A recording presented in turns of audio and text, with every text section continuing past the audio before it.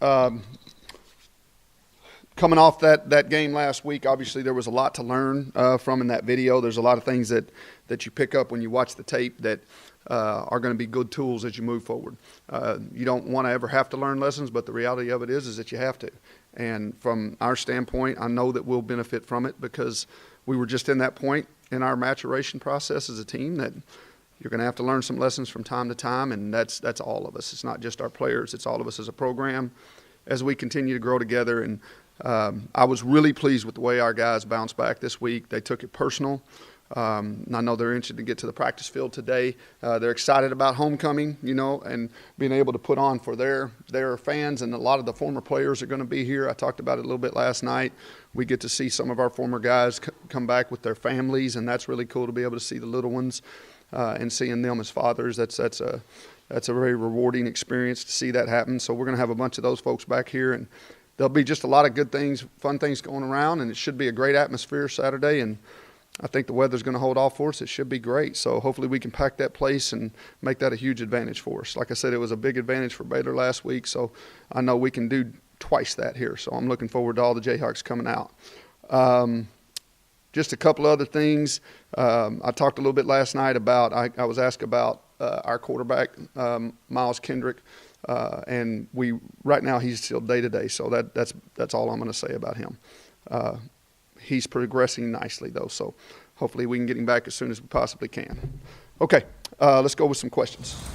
A lot of times, maybe great cornerbacks don't necessarily make for the best tacklers, but it seems like Corian Harris kind of has a propensity to want to sniff out that contact. Is that what you see in him too, and can you kind of talk to that? Usually they're one or the other, right? They either will tackle you or they just won't tackle you, and I think you hit it on the head there, Scott, but he's a guy that certainly does not shy away from contact, which is good. He's still got a lot to learn from controlling his body and understanding leverage and things like that. But to this point, he's growing. He's doing some good things, and he's not afraid to stick his head in there. And he's got a lot of confidence, And I like the type of confidence he has. It's not a false confidence, not a cockiness. It's a confidence that he prepares well. Wide receiver Jalen McCluskey. For Oklahoma State. Yeah, Mike Gundy announced yesterday that he is going to redshirt the rest of the year so he could transfer and play immediately because of the new rule, which is kind of maybe an unintended consequence. But he said he thinks it's going to be happening across the country. He just doesn't think that all the coaches will be as honest about it as he is. He just wanted to announce it and get it out of the way. Do you have any players that have told you they're going to redshirt with the intent to transfer? We have not. We have not had anybody come to us right now in that regard. But I do think that, what you said is probably accurate. Maybe an unintended consequence, right? So sometimes it's the good, bad, and the ugly of some things that come out that you have to deal with. And if it happens around our place, we'll certainly have to deal with it, But hopefully our guys are really committed to each other. And, we really do have a tight family here, so I look forward to us being able to move forward. Our guys they're energized and ready to go this week. They felt like they left one out there this last week, and that's good to see. And we learned a lot from the video, and I'm encouraged by that because the video did tell us a lot. And if we can continue to attack the weeks that way, we'll be in pretty good shape. The video show about how Hassan played at safety. That was his first game playing that spot. He did some good things. It was a very physical game for him, playing against number 5, who's really a running back, and he's been moving the wide out. He's a physical guy, and I thought, Hassan went toe-to-toe with him the whole game. It was unfortunate we got that holding call against him late in the game, and that's really kind of a byproduct of just managing your emotions, right, as you go. That was a third down, and I think 8, maybe more. I can't remember exactly, but it was a third down, and they didn't complete it. And if we'd have been able to get off the field right there, we had a lot of time left. And that drive continued down to, I believe, we got the ball back with 5:18 or so left, and we would have got it back with quite a bit more time, 5 or 6 more minutes. So you never know which play is going to be the difference. But he did some really nice things. I thought he tackled really well. He was very physical. We had him doing some different things than maybe a conventional safety would be. And I thought he handled it for the most part, particularly a guy that hadn't been on the field a lot here in the last couple of weeks. So it was good to see him step back in there and do some good things. I think he'll only get better from there. Jeremiah Booker's leadership with the team and in the community, and just how big of an asset that is for you? I think the best way for me to describe Booker is just to use a couple of words that stick out to me. Consistency, team guy, work ethic. I mean, he's just a guy that he displays it in every way, every day. He's very well-rounded. His interaction with the community is very important to him. And I think all that comes from his family. If you know his mom and dad, just extraordinary people. And he comes from terrific stock. And I know this, I think if you polled our team, everybody that's ever gotten to be around him would say that he has in some way made them better in some way. Guys want to aspire to do better in all areas of their life as a result of people that can help you raise your level, and he's kind of one of them guys. Do you have an update on Ricky Thomas at all? Not yet. I mean, he's back to practice. Hopefully we can get him full speed. We'll see how that goes. David, you guys had a couple clean weeks, but then last week a lot of timeouts taken. Can you speak to what some of the issues were in the Baylor game, just taking those timeouts? Yeah, they across the country, you might notice a little bit. They have sped up the clock a little bit, trying to minimize the time that these guys are on the field, which I think is a good thing, and it's just a matter of adjusting to it. But last week, there's some things that we have to clean up as a staff. We had a couple of issues. We're playing a lot of guys on the defensive line.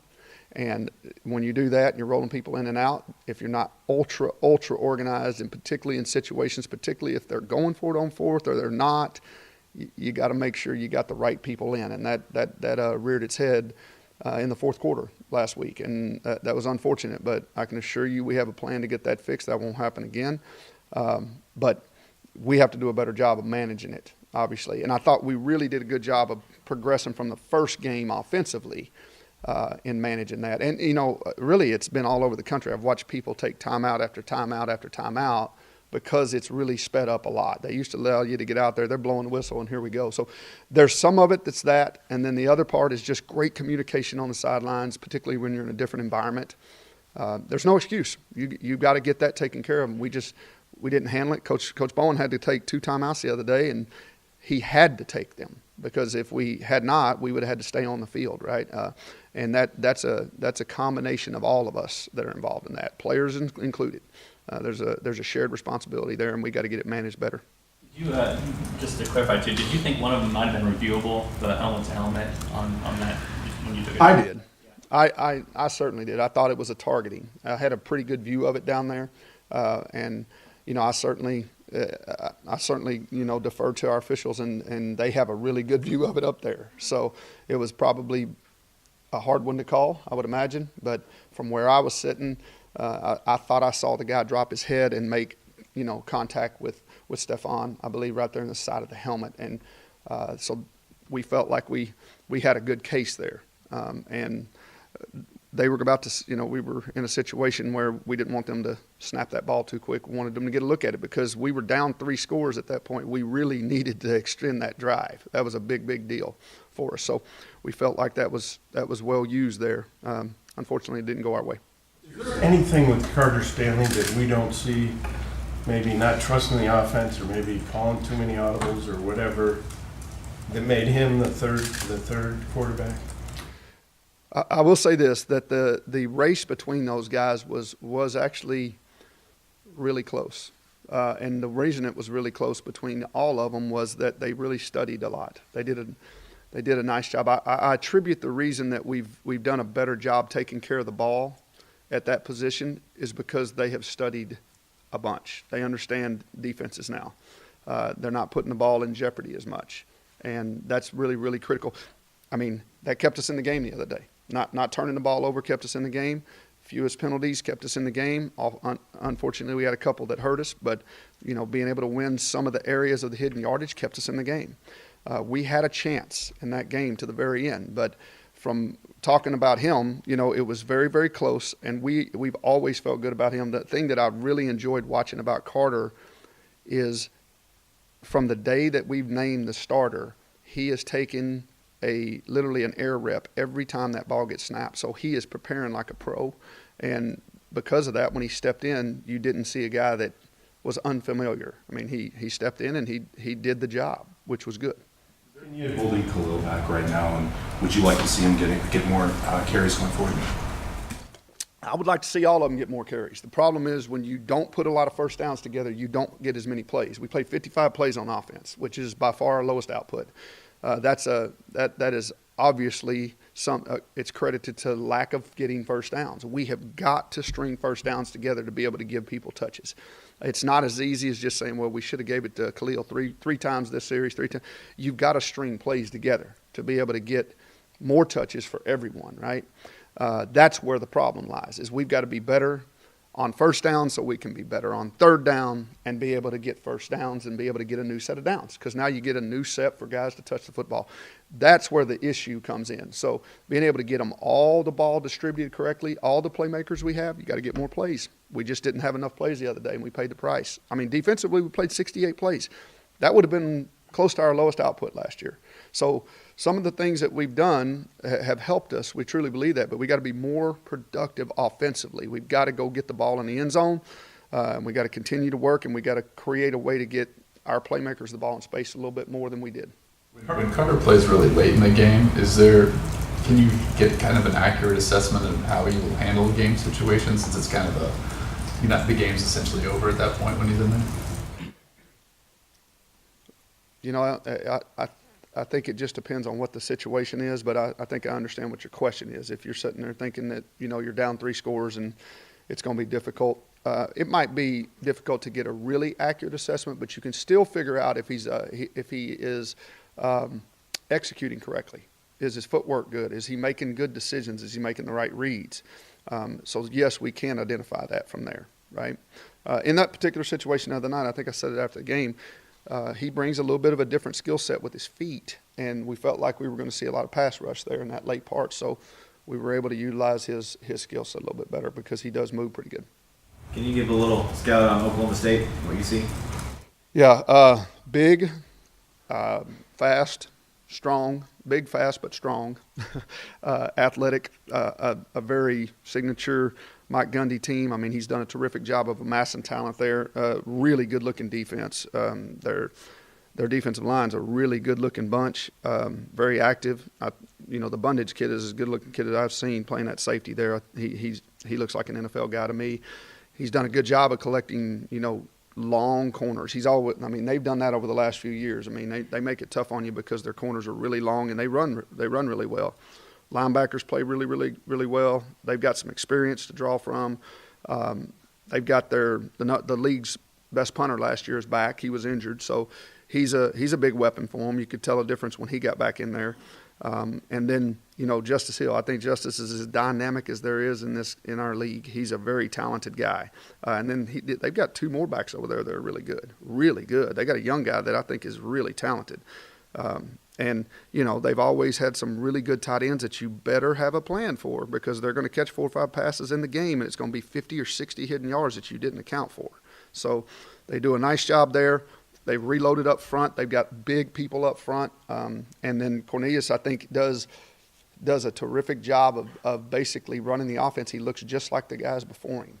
I'm not saying that he is a speedster, but the guy knows how to move. He can create a little bit on his own when he needs to. He certainly knows where to go with the ball, which limits the amount of time they got to protect for him. And, that's one of the biggest differences in that game the other night for them is just watching the kid from Tech. He knew exactly where to go with the ball. I'm pretty sure they got every pass off in less than 2.5 seconds. And when you do that, it makes it hard to get a pass rush. And, they took advantage of some things in that game the other day. And, I think Oklahoma State is certainly capable of that. I know they're going to be coming in here angry, but we're angry too. So we both have something to atone for, and we're going to see who can get their team ready the best. And that challenge is on me and on our staff. Take 2 more questions. Last week, Peyton talked about reading the box better. What do you kind of think of the way you did that Saturday? He has actually been pretty good with his eyes. There's been just a few times where his reads from that standpoint have been incorrect. So he's really improved a bunch. I think he understands what we're doing. That's not the issue. It's usually it's somebody that doesn't touch the ball that becomes an issue, whether you don't have your knees bent at the point of attack. If we got an outside screen called, your departure angle might be a little bit steep as opposed to flatter, and those are where those issues have come to pass. And we've got to make sure that we get those things dialed in a little bit better. But we missed a couple of throws the other day that I know he wishes he had back, but he also made a couple of really nice throws there for us in the game as well. That touchdown was a really nicely thrown ball. He's developing. He's continuing to play well, and he's an unselfish guy. I mean, the guy is a passer, man. He can throw the ball, and he's doing what we need to do here to be productive. And for that, I'm thankful and grateful to him because he does it without any issues. He's just a team guy. Sims, the other end looked like maybe once Bender went to Booker when maybe Sims had a step on his guy, but in general, is Steven Sims not getting open as much this year as in past years, and if so, why? The answer is not. It's not that he's not getting open. He's getting open at times. There's times when they're rolling coverage to him, because they know he's a dynamic guy. So we have to be really, really smart about when we do get him in those single coverage situations. We got to take advantage of it, right? We have to take advantage of it because he's one of the better players that we have out there. We've got guys in other places that can do it, but we got to take advantage of it. That particular throw, they were in a single high look. We felt like we had the inside fade to Booker. I think if he puts the ball on his outside shoulder, we're in pretty good shape, but we did have some space to the field. It's one of those deals you go back and look at the tape and you're like, it might have been good to go to this side. But I'm not going to challenge him when he feels good about it and he thinks he has enough space. He's been pretty good at putting it there. But we do have to take advantage of getting him in those one-on-ones and making sure we take advantage of that, because that's the best odds you're going to get in football is one-on-one. And that's the best thing you can ask for is when you got one of your best players in that space. So not just him, but a few more of them as well. So we got to do a little bit better job of putting them in those positions. Once again, first downs will help that, get more calls. Okay?